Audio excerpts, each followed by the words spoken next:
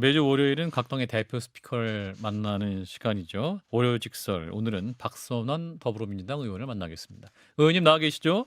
네, 안녕하세요. 예. 자, 일단 지난주 금요일 헌재의 판단에 대한 총평을 좀 듣고 싶습니다. 8대 0 만장일치 인용이었는데요. 어떻게 예, 들으셨습니까? 예, 그 헌법재판소가 이제 선고문의 요지를 쭉 낭독해 갔었습니다. 예. 그 내용을 보면은 첫 번째로 매우 단호하다. 음. 그리고 헌법수 헌정 질서 유지를 위해서 그리고 결연한 의지를 밝혔다. 그래서 이번 헌법재판소의 결정은 국민의 뜻이 최대한 반영된 역사적 판결이다. 매우 중요한 앞으로 헌법수호와 민주주의 운영에 관한 기초, 기본 토대가 될 것이다. 그런 점에서 중대한 의미가 있다 이렇게 봅니다. 예. 자, 의원님이 이번 이제 탄핵소추 위원으로서도 이제 심판정 안에서 그 현장을 가셨지 않습니까? 예, 예, 뭐랄까요? 특별히 기억에 남는 장면 혹은 뭐 재판관들의 호흡이라든가 혹은 뭐 예. 그 대통령 변호인 측 모습이라든가 인상 깊게 보셨던 장면이랄까요? 어떤 게 있었습니까? 네, 첫 번째로는 방금도 말씀드렸지만 매우 단호하고 결연한 음. 태도와 입장을 보였다고 하는 점이고, 예. 두 번째로는 윤석열 피의 청구인 측에서 주장한 것은 다 배척을 했습니다. 예. 그러니까 무슨 애산이라든지 음흠. 아니면은 뭐 부정선거라든지 이런 것으로 계엄을 할 수 있다라고 하는 논리는 사실부터 잘못됐다라고 하는 점에서 확실하게 그런 것이 없다라고 단정적으로 이제 배척 기각을 했었다라고 하는 점이고요. 예. 그리고 제일 그 인상에 남았던 것은 대한국민의 신임을 배반했다라고 하는 거죠. 예. 그 우리나라 헌법 전문에 보면 우리 대한민국은 이렇게 표현이 되거든요. 맨 앞에. 예. 그런 것처럼 우리 현재 대한민국 사는 우리 국민의 정체성 그것은 대한국민이다. 이 대한국민을 대표해서 권한을 위임받은 대통령 윤석열은 그 신임을 배반했다라고 하는 점. 예. 그리고 두 번째로는 파면으로 얻을 수 있는 이익이 현직 대통령 자리를 유지하는 것에 비해서 압도적으로 크다. 압도라고 하는 단어. 예. 그래서 압도라고 하는 단어 그리고 우리 대한민국이라고 하는 헌법 전문에 나와 있는 이 대한민국 구성원에 대한 정체성의 재확인 이것이 매우 중요하다. 즉 우리 대한민국 국민들은 대한 국민이 압도적으로 이 파면을 결정한 것이다. 여기 다 참여하고 의사를 같이 한다라고 하는 뜻에서 이번 판결의 어떤 준엄함 그런 그 추상 같은 어떤 그 음. 가치가 있지 않나 이렇게 생각을 합니다. 예. 이 헌재 그 최종 결정문을 보면서 정말 명문이다라는 평가가 예, 많이 나오고 있는 상황인 것 같습니다. 예. 그 쭉 그야말로 어떤 그 걸리적거림이 없이 하나의 흐름으로 쭉 읽어가시더라고요. 매우 인상적이었습니다. 예. 우리 의원님도 사실은 작년 초 군 내의 비상계엄 준비 사전 준비 정황이라든지 저희 방송에서 처음 말씀해 주셨지 않습니까? 예, 작년 3월 초 그렇습니다. 정도에 있었다. 그렇습니다. 예, 예, 그리고 3월 초부터 준비했죠.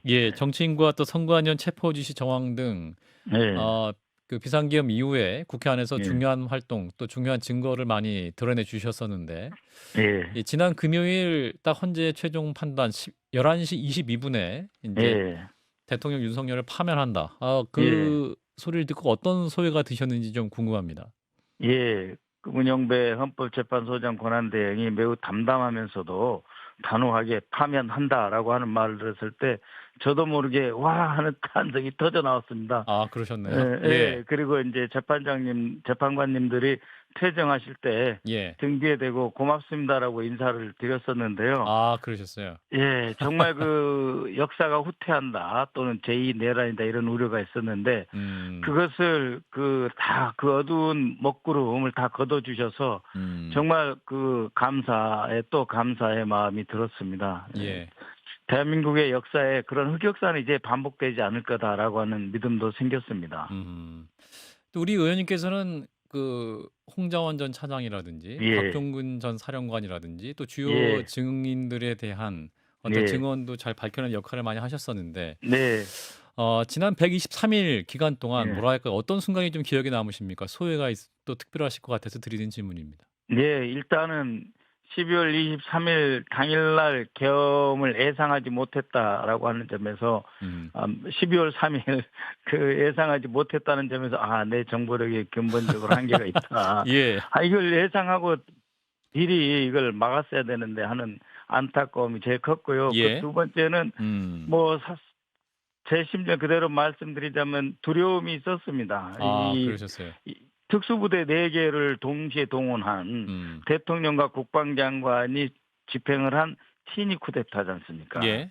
그건 성공할 가능성이 지극히 높은 그 내란, 결국 그 종착점은 장기 집권이다라고 하는 점에서 두려움이 매우 컸었다라고 하는 점이고, 예. 그 다음에는 이제 그 제2 내란의 가능성을 막기 위해서 그 곽정근 사령관에게 찾아갔는데, 예. 곽정근 사령관이 다시 지시가 내려면 하지 않겠다라고 음. 하는 점을 밝혔었고요. 그 다음에 홍장원 메모인데 그 홍장원 차장에게 혹시 그 메모 있으면 저한테 보내줄 수 있느냐 했을 때 카톡으로 저한테 보내왔거든요. 예. 그거를 제가 12월 11일 날 그 국회 본회의 대정부 질의 때 한덕수 총리 당시 권한대행에게 질타를 했을 때 봐라 이렇게 명백하게 내란의 증거가 있지 않느냐라고 제시를 했는데 그때가 어떻게 보면은 제일 그 스릴이 있었달까 짜릿했던 순간이기도 했습니다. 예.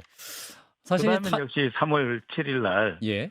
그 재판부에서 윤석열 석방을 석방 결정했고 3월 결정했을 8일 때. 날 그야말로 법적 탈옥하는 모습을 보면서 정말 너무 놀랐습니다. 법적인 탈옥. 탈옥, 그렇죠. 옥문을 열어준 거지 않습니까? 예. 그래서 이걸 일종의 그 도피 유도죄에 해당한다고 하는데 그거는 책임져야 될 것입니다. 신무적 검찰총장이요. 예. 또 이거에서는 이제 홍장원 전 차장의 메모를 두고 예. 이제 우리 의원님의 필체로 추정된다. 필적 의혹을 제기를 받으셨지 예. 않습니까? 그러니까 말이에요. 예. 불가능한 일이죠. 그 메모가 작성된 게 12월 4일 오후 4시라고 분명히 홍장원 차장이 밝혔거든요. 헌법재판소에서도 그렇고 검찰에서도 밝혔거든요. 예. 그 시간에 저는 국회 하루 종일 있었던 그 시기입니다. 12월 3일, 4일, 5일요. 예. 불가능한 일이고요. 이번 헌법재판소에서 곽정근 사령관의 구두 진술, 즉 인원을 끄집어내라, 국회에서 의원들을 끄집어내라라고 하는 대통령의 지시가 있었다는 점, 예. 그리고 그 국정원 1차장의 이런 그 진술, 이거를 인용을 그대로 했거든요. 예, 방첩사령관에게 전화를 받았던 그런 부분들. 그렇죠. 그 인용을 했다는 것은 그 검찰 피의자 신문지, 물론 홍장원 차장 피의자는 아니었죠. 참고인인데 예. 전체를 종합적으로 판단했고 그것을 헌법재판소에는 연구관들이 있지 않습니까? 연구관과 8분의 재판관이 계시지 않습니까? 그 헌법재판소라고 하는 헌법기관이 확정지어진 사실이기 때문에 조금 홀가분한 측면도 있습니다. 그렇군요. 이제 그러한 부분의 인정이 이제 향후에 윤석열 전 대통령의 형사 재판이 있습니다. 14일이 이제 첫 정식 재판을 앞두고 있는 상황이기도 한데, 자, 이 재판은 이제 내란죄 부분이지 않습니까? 이제 정당한 계엄 선포였다, 계몽령이었다, 뭐 이런 주장을 헌재는 다 배척한 것이기 때문에 그렇습니다. 향후 형사 재판은 어떤 영향이 있을 거라고 예상하십니까? 그러니까 이제 내란죄는 이제 형법에 해당하는 것이기 때문에 헌법재판소에서는 내란죄로 다투지 않고 내란 행위로 맞습니다. 보고 이것이 위헌이냐 아니냐를 이제 심사를 하고 선고를 하셨는데 내란 행위는 불법이다, 위헌이다라고 하는 거 분명하게 이번에 판시를 하신 것이죠. 그렇고 아까도 말씀드렸지만 8분의 헌법재판소의 재판관들은 최하 27년 이상의 판사 생활을 하신 분들입니다. 그다음에 40여 명 가까운 헌법 그 재판소의 연구관 중에 20여 명이 TF로 참여를 하셨잖아요. 그래서 내린 결론이기 때문에 이거는 형사재판에 영향을 줄 수밖에 없다. 왜냐하면 똑같은 걸 봤거든요. 증거로 채택된 그 모든 자료를 현재 형사재판부가 보고 있는 거나 헌법재판소가 보고 있는 거나 동일한 자료, 증거물이란 말입니다. 그렇기 때문에 4월 14일에는 분명하게 내란죄에 대한 그 정의로운 심판이 시작될 것이다. 다시는 직위원 사법부의 그 판사가 무슨 이 법기술자에 농락당하거나 동조하진 않을 것이다라고 믿고 싶습니다. 자, 그런데 말씀하신 그 직위원 판사, 그분이 이제 이거 공수처에 예. 내란죄 수사건이 없다고 주장했던 윤 전 대통령 측 그 예. 주장을 받아들인 부분도 있고 지난 구속 취소 때도 그 부분에 대한 좀 논란을 좀 해소할 필요가 있겠다라고 상급법원의 역할을 넘긴 측면이 있었는데 이게 즉시 항고가 안 돼갖고 논의가 안 된 상태에서 또 형사 예. 재판이 진행되는 상황이기 때문에 이 부분에 대한 그렇습니다. 논란은 어떻게 판단하십니까? 그렇습니다. 상당히 우려스러운 대목이었죠. 마치 이런 겁니다. 이번에 기각이 됐다고 하면 예, 그럼 당연히 공소 기각으로 연결됐을 것입니다. 예, 그래서 그 검찰도 이 공소 유지를 할 생각이 음, 없고 이 그 지기현 판사도 더 이상 공소 유지할 게 없다 이렇게 돼서 내란 가담자들이 다 석방되는 음, 그런 결과를 낳을 뻔했었던 것이죠. 위기 일발이었습니다. 예, 그에 반해서 이번에는 아까도 말씀드렸지만은 지금 헌법재판소가 보고 있는 증거물이나 예, 그다음에 이 형사재판부가 갖고 있는 증거물 다 음, 동일하다라고 하는 점에서 분명히 더 이상 그 논란이 없어야 된다. 왜냐하면은 헌법재판소 분명히 말을 했습니다. 공수처 자료 상관없이 판단한다. 예, 그렇게 해서 지금 그 탄핵이 이제 인용이 된 것이기 때문에 예, 지기현 판사도 이것을 존중할 수밖에 없다라고 음, 하는 거고 추가로 하나 더 말씀드리면 그 현재 이 윤석열 대통령이 지금 파면됐지 않습니까? 그렇죠. 그렇기 때문에 이제 이 그 직권남용죄로 이미 수사가 끝나 있는 예, 상태에서 검찰이 추가 기소를 해야 됩니다. 아하. 추가 기소를 함으로써 확실하게 내란죄로 그 역사적 처벌이 받도록 해야 되고요. 더 이상 그 불구속 상태가 유지되어서도 안 된다. 음. 이렇게 저는 판단합니다. 예, 말씀하신 대로 이제 이 내란 우두머리 혐의 기소 때 현직 대통령이라는 이유로 빠졌던 직권남용 혐의 이 부분을 새로 예, 추가한다면 예, 구속영장이 재청구될 수 있다는 가능성도 거론이 되는데 그러면 그렇습니다. 다시 예, 구속될 가능성도 있다 이렇게 판단하십니까? 예, 그렇습니다. 당연합니다. 이 헌법재판소에서 그 실제로는 이제 낭독하실 때는 16, 17페이지지만 실제로 이 그 선고문은 114페이지고 조목조목 다 들어 있습니다. 예. 매우 구체적으로 쭉 그 이것이 왜 내란인지가 포함되어 있고 음. 내란의 근거로 삼았던 건 다 근거가 없다. 계몽령이 다는 건 말도 안 된다. 음. 대통령의 비상대권은 그렇게 행사하면 안 된다. 즉 그것부터 바로 직권남용이라는 거잖아요. 예. 예, 비상대권 잘못 썼다는 예, 것입니다. 긴급 예. 그렇기 때문에 음. 구속돼야 된다 이렇게 보고 있습니다. 예. 예, 자, 이런 상황에서 이제 김건희 여사 관련 사건도 과연 제대로 이제 수사가 될 수 있을 것이냐. 이제 심우정 검찰총장이 예, 이제 또 인연이 있고 또 본인을 예, 임명했던 윤석열 전 대통령 부부에 관한 수사를 현 검찰이 제대로 할 수 있을 예. 것이냐.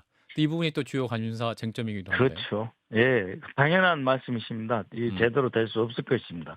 따라서 심우정 본인이 그렇게 이야기했지 않습니까? 예. 윤석열 그 당시 대통령에 대해서 음. 그 즉시 항고를 하지 않은 것은 음. 본인의 소신이다라고 이야기를 했기 때문에 예. 즉 법적 근거가 빈약할 때 소신이라고 주장을 하지 않습니까? 예. 몇 조 몇 회에 근거한 정당한 판결이다 이렇게 판단이다 이렇게 말하지 못하고 음. 소신이다 자신의 정치적 소신이다라고 표현한 거기 때문에 예. 소신은 책임을 져야 되는 것입니다. 음. 그렇기 때문에 사퇴해야 된다. 그리고 검찰이 최소한 자정 능력을 갖고 거듭 태어날 수 있는 기회를 심우정 검찰총장이 줘야 되는 겁니다. 조직을 위해서도 그렇고 예. 앞으로 검찰의 어떤 그 정당성과 정통성을 유지하기 위해서라도 예. 이 심우정은 사퇴해야 된다. 아, 사퇴하지 사퇴를 해야 된다. 않으면 사퇴하지 않으면 국회에서도 여러 가지 판단과 고려를 할 수밖에 없을 것입니다. 아, 심부정 검찰총장이 사퇴를 해야지 또 검찰의 윤석열 전 예, 대통령 부부에 대한 수사 역시 제대로 될 수 있다라는 예, 부분인데 사실은 그렇습니다. 이제 유혁 전 법무부 감찰관의 증언 역시 현재 그 대검 예, 부장 라인은 친윤 검사 라인이기 때문에 과연 제대로 수사될 수 있을 것이냐 이런 의구심 말씀하기도 했었는데 예, 지금 이제 명태균 씨 관련해서 공천계획 문제 김건희 여사가 강력하게 또 의혹이 있지 않습니까? 이 부분에 예, 관련해서 이제 김건희 여사 측과 조율 중이다라는 이제 보도가 있긴 했습니다만 예. 김건희 여사에 대한 출석을 소환 말씀하시는 조사까지도 거죠? 예, 가능할까요? 어떻게 예, 판단하십니까? 예.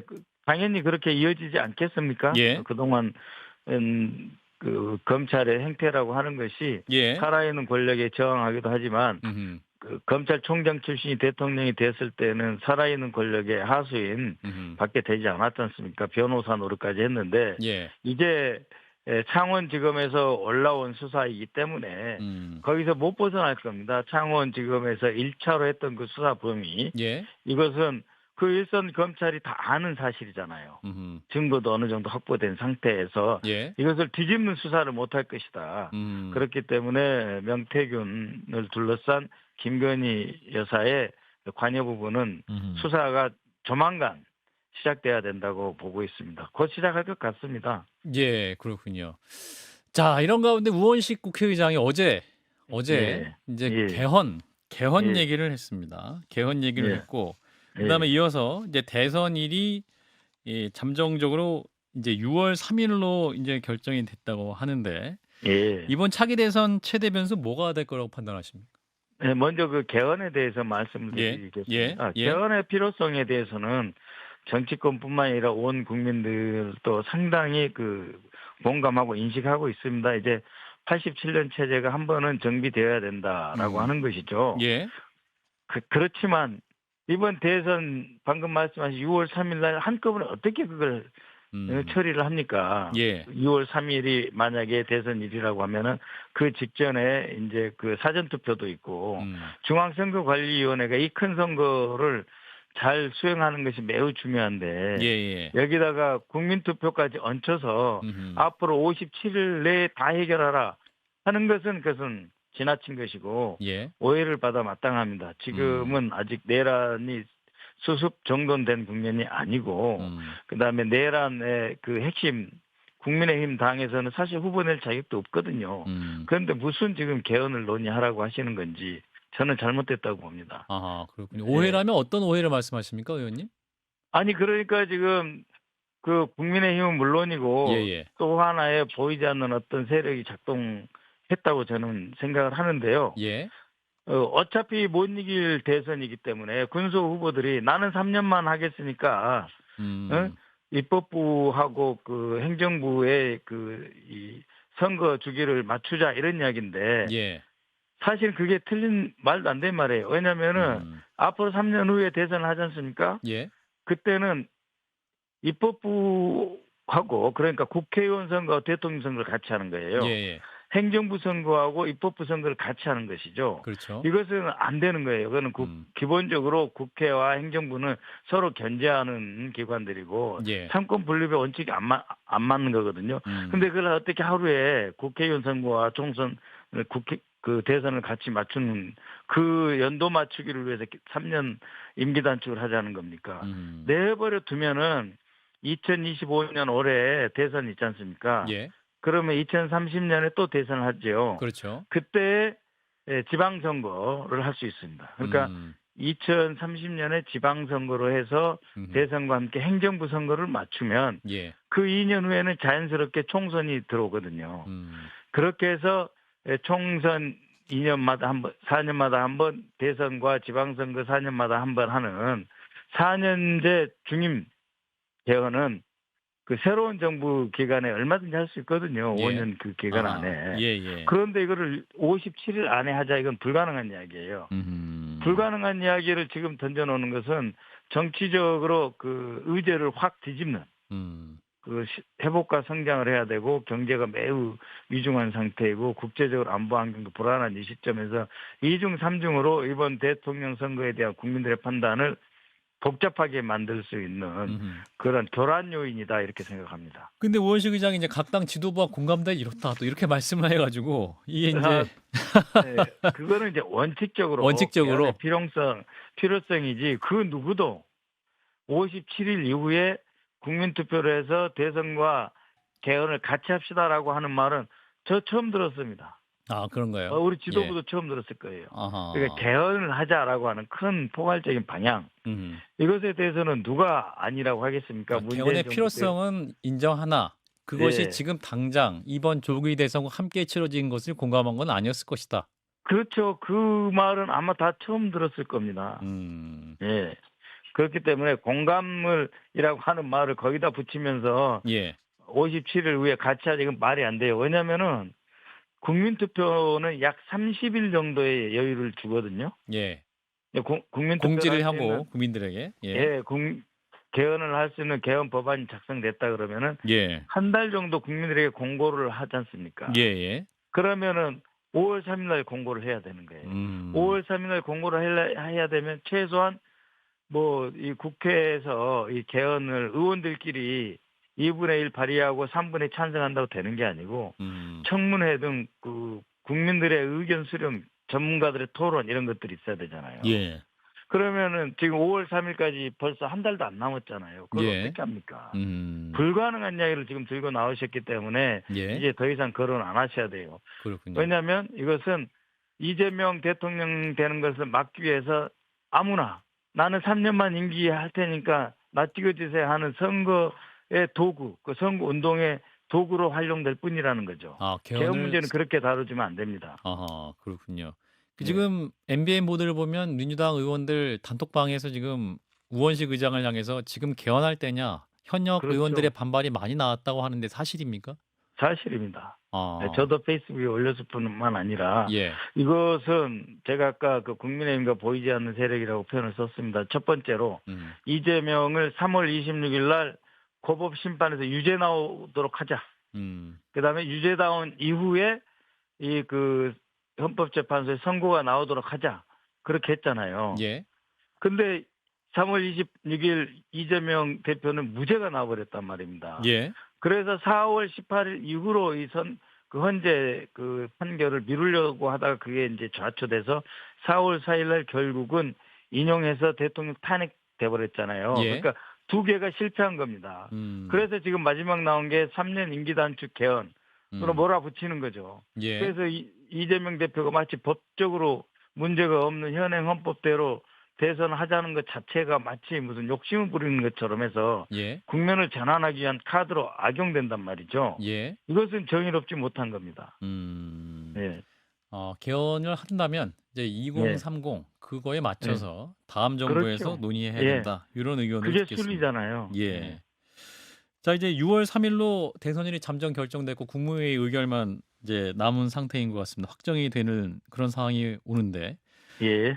지금 이제 국민의힘은 선관위원장으로 황우여 전 비대위원장을 선임한다라는 보도가 있습니다. 더불어민주당은 어떤 상황입니까? 4선 중진 의원이 내정됐다는 소식도 있어서요.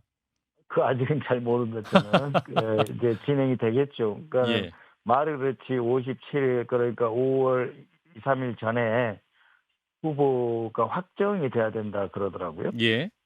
그 이후 그 일정에 따라서 예. 우리 당의 경선에서 후보가 확정이 돼야 되고 후보가 확정이 되려면은 적어도 한 3주 정도의 경선을 치러야 되기 때문에 그 예. 준비가 이번 주 말 정도는 어느 정도 틀이 다 나와야 된다고 해요. 예. 그렇기 때문에 방금 말씀하신 대로 우리 민주당도 선거관리위원장이 정해져야 될 겁니다. 자, 이 각에서는 이제 더불어민주당도 이재명 대표가 뭐 가장 강력한 후보이고 독주가 예상이 됩니다. 그럼에도 불구하고 이제 컨벤션 효과를 위해서는 그래도 함께 경쟁하는 후보들도 역할이 있어야 되고 또 그러한 또 경쟁의 모습을 또 보이는 것이 국민들에게도 바람직하지 않겠냐 이런 말씀 많이 하시는데 어떠한 경선이 될 거로 예상하십니까? 아무래도 지금 이재명 대표가 워낙 그 당원들과 의원들의 신뢰를 받고 있습니다. 예. 또 그다음에 경제 살리기나 그 외교 안보 관계에서도 상당히 조회가 깊고 많은 그 학습이 되어 있는 상태이기 때문에 예. 매우 안정감 있는 지도자로서 역량 있는 지도자로서 부각되어 있어서 경쟁이 그야말로 컨벤션 효과로 치열하게 나타나는 것은 조금 어렵지 않겠나 생각을 합니다만 그러나 민주정당이고 또 이미 출마 의사를 밝히신 분들도 계시고 예. 또 이 경선을 하다 보면은 어쨌든 경쟁이니까 분위기가 좀 뜨거워지지 않습니까? 예. 그런 과정에서 민주당은 민주당대로 컨벤션 효과가 있을 것으로 저는 생각합니다. 예. 경선이 당에서 진행될 것이기 때문에 또 그 과정을 보면 또 민주당의 대선 후보 열기도 뜨거워질 것이다. 뭐 이런 말씀으로. 그렇습니다. 예. 그리고 이제 이재명 대표가 이 많은 비전을 내세워서 우리 국민과 국가가 어떻게 나아갈지 믿을 수 있고 실행 가능한 그런 그 비전과 알겠습니다. 정책을 내면 더욱 뜨거워지지 않겠습니까? 예, 오늘 말씀 여기까지 듣겠습니다, 의원님. 고맙습니다. 네, 고맙습니다. 더불어민주당 박선원 의원이었습니다.